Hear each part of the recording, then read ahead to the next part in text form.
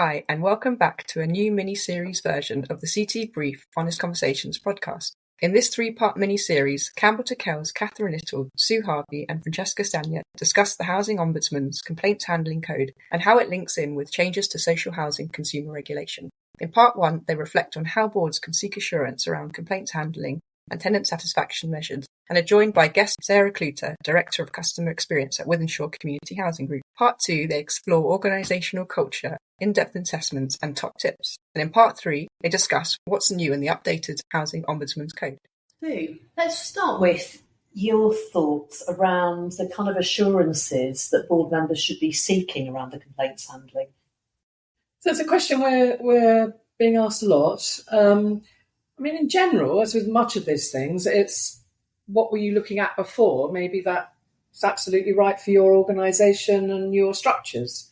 However, definitely more focus on this stuff. So I think the first thing would be to understand where the detail on complaints was being reviewed within your governance structure, and it may not be at board level. So if you have an operating committee or a customer committee or something of that nature, it may well be where the detail on looking into complaints handling and learning from complaints is being done with appropriate escalations and assurance to the board.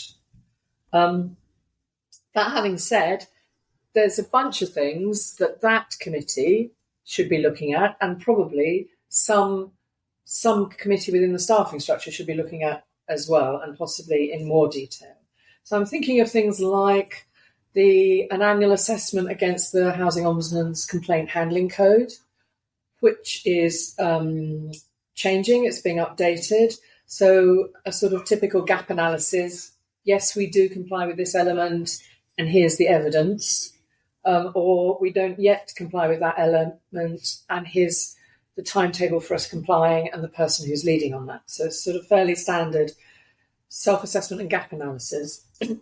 I think then probably one of the biggest influences of the increasing focus from the Housing Ombudsman in recent years is an increased frequency with which boards or committees are considering complaints. So I remember the days when it used to be an annual report that came to a very busy board meeting, and it was the last item on the agenda. And I think now you'd expect boards to be looking at this, if not quarterly, then 6 monthly, I think would be normal. And a rather more detailed and insightful look at what the complaints activity is telling you. So things like the volume of complaints, the trends, any themes, any geographical or demographic hotspots from your internally resolved complaints. I think what the Ombudsman has referred to as listening to the silence. So something that tells you where there are sections of your residents who are not complaining, which may well be for good reason, but there's probably learning in that as well. But it may be people who are reluctant to complain, or for whom the complaints process is not that accessible. I think you should think about seeing some kind of triangulation. So with what you're learning from the tenant satisfaction metrics, what you learn from your repairs transaction surveys, post-repairs transaction surveys, any themes and geographical hotspots in your repairs activity, for example. I think you should be looking at the volume and trends of complaints going to the Ombudsman, what happens to them there, because there are lots of things that he decides are outside of jurisdiction or get resolved before they reach the formal decision stage, and then a summary of any learnings. And I think if you've been had the misfortune to have a severe maladministration finding, then that full report from the Ombudsman, the decision report, should probably come to that committee and maybe also should be considered by the board. And then with all of those things, the internally resolved and the Ombudsman complaints, I think you should be seeing something about what lessons have been learned. It's a requirement in the Complaint Handling Code, in fact. What lessons have you learned? What policies and procedures have been updated? What training has been adjusted? Any relationship with contractors that has been changed in any way? So I think in general, someone should be looking at, in the governance structure and the board and committee structure should be looking at some of the detail around complaints, possibly more than before. They should probably be looking at it more frequently before, and it should be more nuanced and more insightful rather than just, we had 34 complaints last year and this year we've got 32. So that's a lot, but I hope that a great deal of it people would already be doing. Thanks, Sue. And I suppose moving on from that then, how can board members have confidence their approach to complaints handling is delivering a good experience to customers and is actually supporting wider service improvements? If you're receiving regular information on lessons learned, then you will be receiving regular information on, for example, a policy that's been updated or should be updated. And then you could go back and look 6 months later if the new policy is working well. I think you should be seeking views from your residents on how they felt, maybe 6 months, for example, after you consider a complaint to have been resolved. It's one of the things I think that comes out of the Ombudsman's individual determinations is, issue I think we'll touch on later, which is disagreement about when a complaint started. But I think there's also disagreements about when a complaint has been resolved. So that's worth looking at. I think any opportunity to benchmark, so that would be using the Ombudsman data.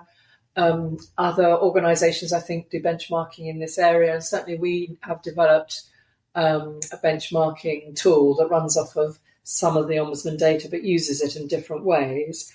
In time, the regulator will be, through publishing the tenant satisfaction measures, will start to put data sets in the public domain that can be used for benchmarking as well. And I think perhaps, as with anything else, occasionally, for example, every 3 years, have some external assurance that your complaints handling processes, including the learning bit of it, meet best practice and are being followed. Thanks, Sue. One of the things you mentioned there was the TSM, the tenant satisfaction measure, and that perception measure around complaints. And Francesca, that's made the headlines really, hasn't it, in terms of what providers are seeing. And certainly when I'm working with both housing associations and local authorities, there's a certain element of surprise at how low satisfaction is with complaints handling through that perception measure. What would be your reflection around that area? Yeah, so I think it's important to remember that perception surveys tend to score, regardless of the topic, a lot lower than transactional surveys, those the way around. And I think there's perhaps some comfort in knowing that, as you said, a lot of organisations are seeing the same trend of being lower in satisfaction for complaints.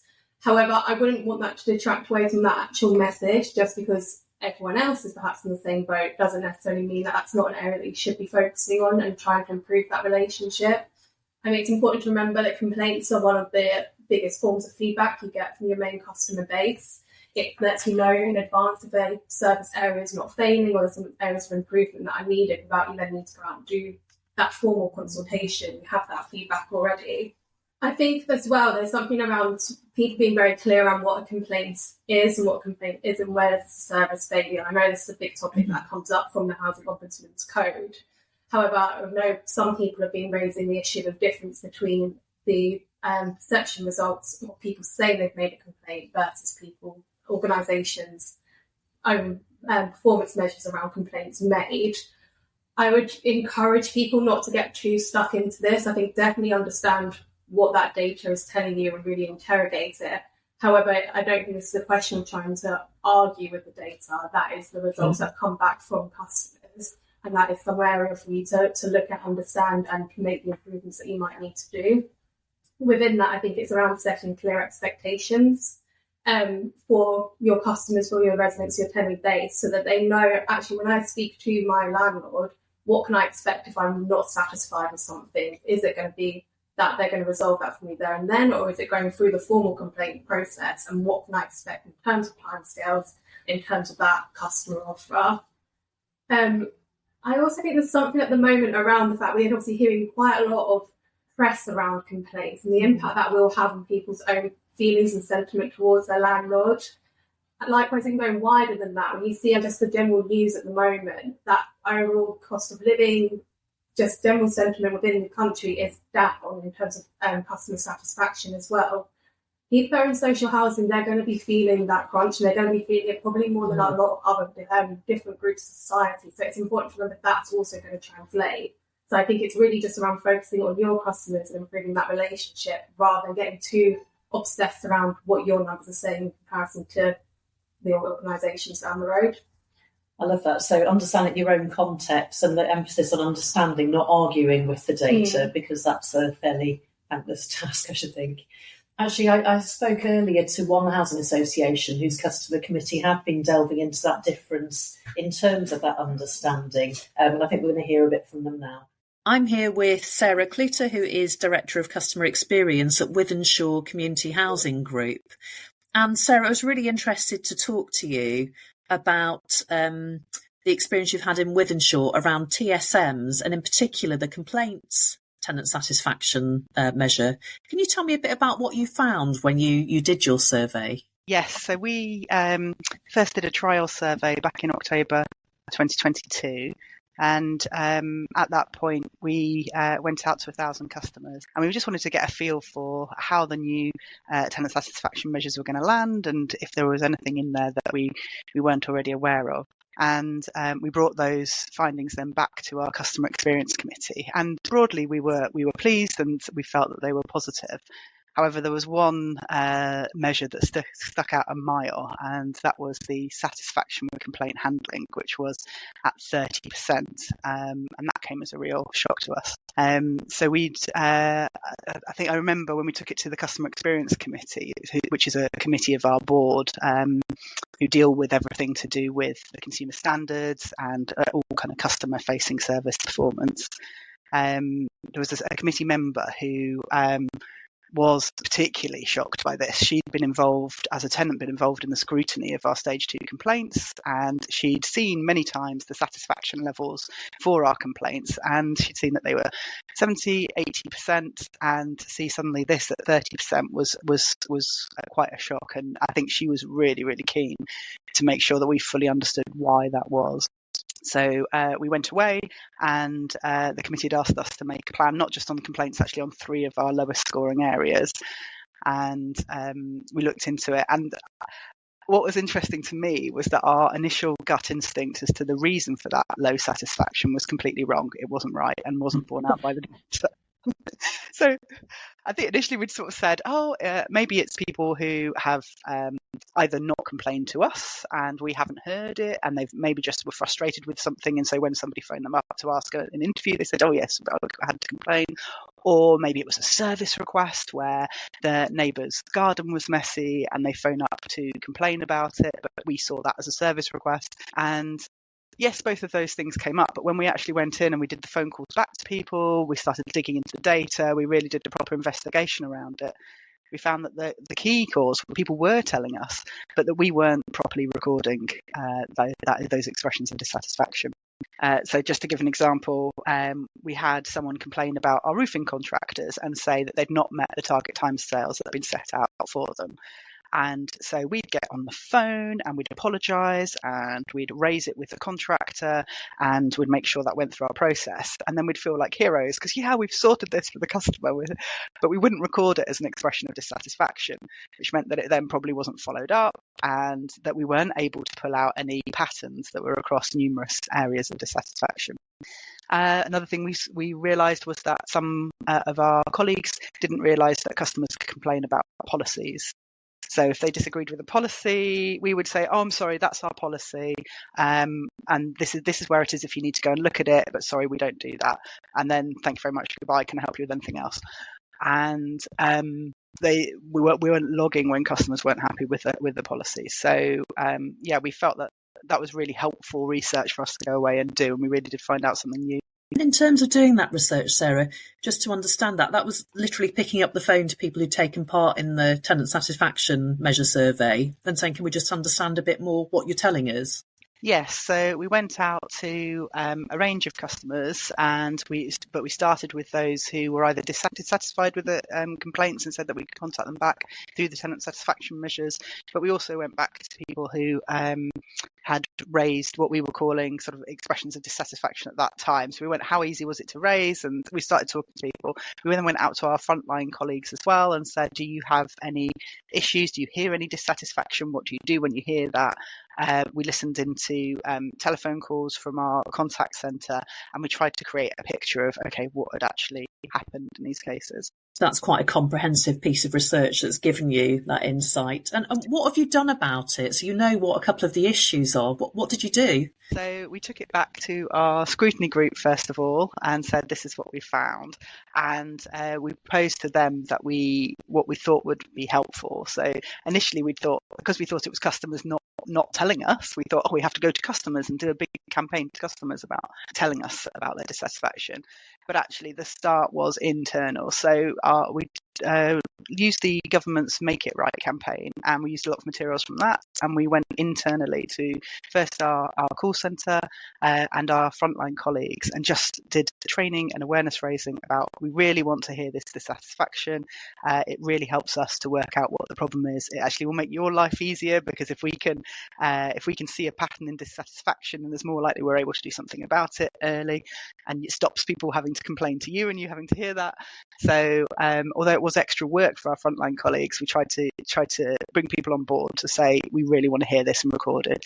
We set up a new form internally. It was just an MS form, nothing exciting, but that allowed people to log that dissatisfaction whenever they heard it. We made posters, we went around to team meetings, we just generally did all the usual things internally to try and raise that awareness. And we were thinking, it will just increase a little bit, and then we'll have to go external.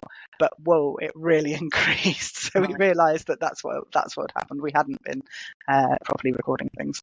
So when you say the volume increased, are you happy to kind of quantify that, Sarah? Yeah, so we learned two things, I guess, from that tenant satisfaction measure. One was that people were only 30% satisfied with the outcome of how we'd handled the complaint, and the other was that lots more people were complaining than we thought. So our target was to get closer to that percentage of people who were complaining, which I think was about 24%. So we wanted to hear that. And that would mean we'd have to triple the number of expressions of dissatisfaction that we were hearing, and we managed to get to that within probably 2 months of the campaign running. Wow. So a lot of internal campaigning, training, bringing staff on side. Have there been any difficulties in that, Sarah? Anything you think that kind of lessons learned? Well, yes, certainly difficulties. I'm not sure whether I've learnt the lessons yet, but I'd want anyone who wants to talk to me about this, I'm really interested in it. So the issue that we had was, then you've obviously got the huge volume coming through, but you've still got the same resources to deal with that volume. So we had things like the call handling time going up. So we needed to make sure that we had enough temporary staff being able to come in to help us to keep our targets on the call handling. But then probably a bigger issue was around then in the middle we've got our complaint handlers, who had to make sure that all of this was logged. And for them it was a bit of a morale thing, because they'd previously been absolutely on it. They'd loved every customer, been in contact with every customer, made sure that they were satisfied, really gone through this very high quality process. And suddenly when you triple the number of expressions of dissatisfaction coming in, they're thinking, I haven't followed that one up, and I'm not sure about that one. So there was a lot of work with them about how do we actually deal with this increase in volume. And then probably the biggest impact was on our managers. So we have a model whereby our complaint handlers will oversee the process and make sure the admin's done on the complaint process, but it's the managers who actually go out and see the customer and find the resolution and write the response. So for them, they saw an increase in complaints coming through, and I think that's the bit we still haven't tackled. So with the complaint handling code coming out next month, that's really going to give us that opportunity to review our resources and see what model we need for complaint handling. And in terms of that initial figure that prompted all this work, Sarah, the TSM, it's probably a bit early to say, but have you seen any indications that this work has improved satisfaction? Yes, we ran the TSM survey again for real for the first time in summer 2023, and just in that short period between sort of October and August, we saw a 9% increase, or 9 percentage point increase, from 30% to 39%. in the satisfaction on complaints. Obviously, that comes with a massive caveat of that's only our first time of doing the survey, and we'd need to see a number of months, weeks, years of that before we can be sure that's a full trend. But the initial feedback looks good. That's really positive to hear. So that feels like a very positive narrative, albeit with its challenges around really listening and hearing complaints and recording them and using them to learn. But also in terms of the influence of your customer experience committee, which I know is majority customers, plus a number of board members, some of whom are also customers. Can you just tell us a tiny bit about that, the model of your customer experience committee, please? Yeah, so we set up our customer experience committee in January 2022, and we have, as you say, a number of board members. I think we've got 3 board members, and the rest are customers. So we have a mixture, majority tenants, but we also have a shared owner and a leaseholder on that group. And they've been really, really good actually over the last couple of years in being able to focus. They do a lot of work for our board and making sure that pre-work maybe on some of those bigger decisions around customers is done. But they've been really good for us as officers in terms of challenging, how do you know that? What customer voice are you listening to? What about this customers? What can you tell me about, when we're talking about allocations, what can you tell me about the experience of customers experiencing domestic abuse? When we're talking about or a range of different topics, it's really right back to that customer experience on everything and how can we evidence that? So we found that massively helpful. And they've got extra time that maybe board members don't have to go through things with us. So on the complaints, for example, we were able to take things to our scrutiny group of tenants and then bring it back to the customer experience committee. And I think the board might have not had time on their agenda maybe to look at it every couple of months, but the customer experience committee did. And sometimes it's those power questions that they just ask, isn't it? We just think, I hadn't thought of that one. Or really actually, think. It really makes me think in a different direction on that. So yeah, they've been super helpful with that. And I think with the campaign, they were the ones who were saying to us, okay, so are you sure customers you're not hearing these? They were the first ones to say that to us. Well, I was going to ask, quite a few organisations are saying that complaints are increasing, perhaps the satisfaction isn't great.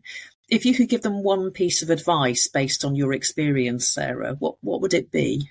I would say stay curious, stay open. The way that the committee has supported us has been brilliant in terms of putting in place those reviews. So now we've got more dissatisfaction coming through and we're logging it. We then have reviews with managers every quarter, which is saying, okay, this is the dissatisfaction that's come through for your area. It's great that you've managed to solve these complaints, but what are your underlying issues? What are your things that you think you need to think more broadly about? And that's been really empowering for managers. It's been quite a positive experience because they've been able to come to those meetings and say, right, we're going to do this. We're going to do this. We've already done this. This seems to be working. But it's almost, I think maybe before we were a little bit too involved, because when you put all your passion and energy into delivering a service, you want it to be brilliant, and it's upsetting when it's not brilliant for some reason. But being able to say, actually, the professional quality here is in you being able to listen and is in you being able to take that feedback and put yourself in those customers' shoes and see if there's a different way to do it. That's the quality that we're valuing in you as a manager. And I think that's just freed managers up a little bit to release their creative side, to think maybe a little bit differently and to stay curious. Brilliant. Sarah, thanks so much for your time today. Thank you for listening. In part 2, we discuss complaints handling culture, in-depth assessments, and top tips.